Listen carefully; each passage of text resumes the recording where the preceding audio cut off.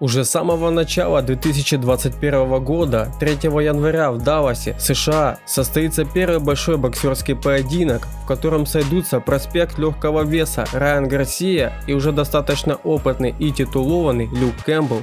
На кону в этом поединке будет стоять титул временного чемпиона в легком весе по версии WBC. Для хайпового проспекта это будет первым сложным тестом, а вот для Люка это будет еще одной попыткой стать чемпионом.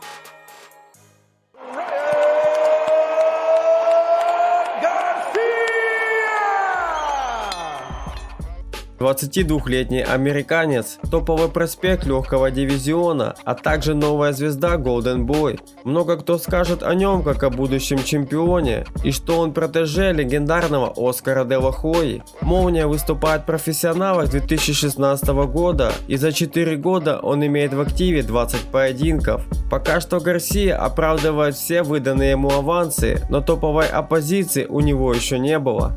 Так что поединок с Люком Кэмпбеллом – это настоящая проверка способностей для молодого таланта. В прошлом году американский легковес отправил в нокаут Ромеро Дуну, а в начале 2020-го Франциско Фонсеку.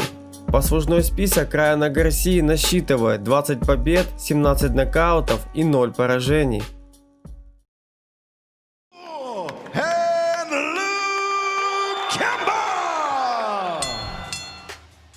Люк Кэмпбелл получил свой шанс показать себя против молодого и непобежденного американца, а также получить возможность участвовать в титульной гонке.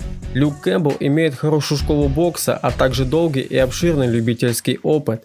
В 2012 Люк становился олимпийским чемпионом в Лондоне, а в профессионалах выступает с 2013 года и является двукратным претендентом на титул чемпиона по версии WBC.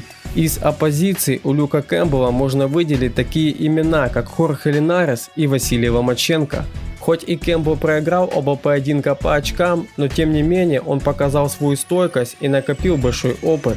Можно сказать точно, что в плане опыта и оппозиции Люк Кэмпбелл превосходит своего молодого оппонента. Люк Кэмпбелл в своем активе имеет 23 поединка, одержал 20 побед и 3 поражения.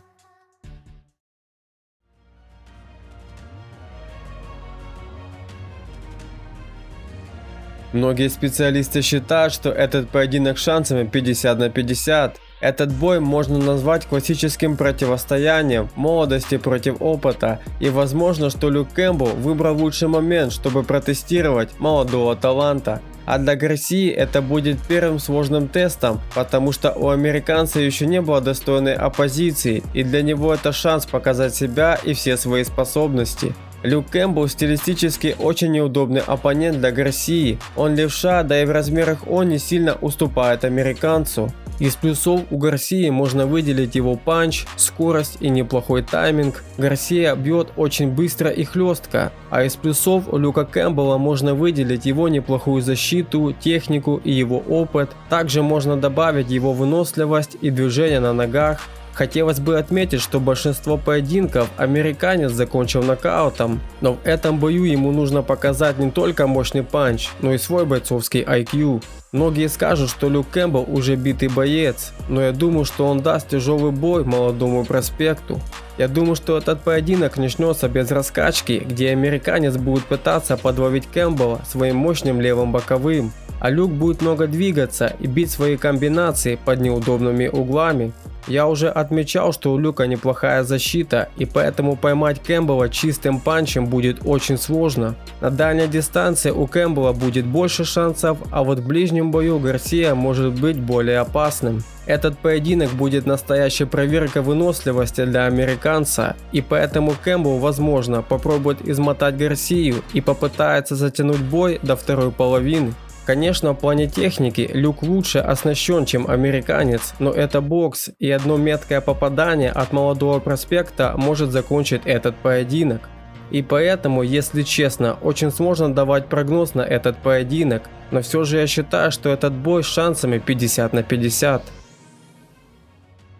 А как вы считаете, кто победит в этом бою, Райан Гарсия или же Люк Кэмпбелл? Напишите ваше мнение под видео. С вами был канал Боец. Не забывайте подписываться и ставить лайки. Всем пока!